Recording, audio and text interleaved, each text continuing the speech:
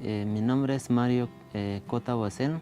Cuando termino mi trabajo, tengo que buscar dónde voy a buscar trabajo, o si no, sembrar cebolla, sembrar milpa, y así no tengo mucho económico. This area has huge unemployment, huge poverty, and malnutrition and undereducation, and a lot of these kids, they go to 6th grade schooling, and then that's it. So we decided to get funding for a trade school.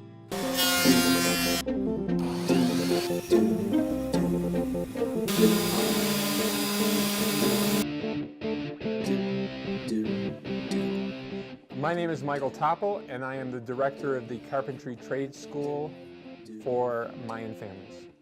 Well, really, the goal was to, when I came here, was to volunteer and to help.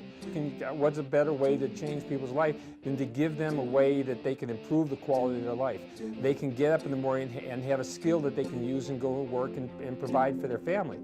That's every man's highest goal, is to provide for his family.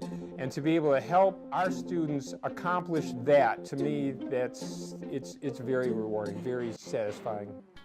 Yo estoy muy agradecido también que estoy allá aprendiendo más carpintería y estoy recibiendo clases y trabajando.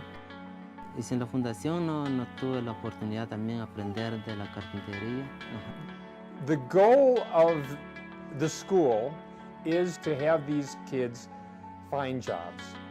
So we've come up with an idea that we need to be able to sell something in the States that we're producing that eventually will make us self-sustainable.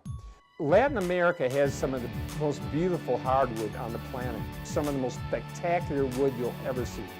So we've come up with the idea of creating boxes. So we're creating cigar humidors, we're creating jewelry boxes. Some of the stuff these kids are doing it's remarkable in such a short period of time.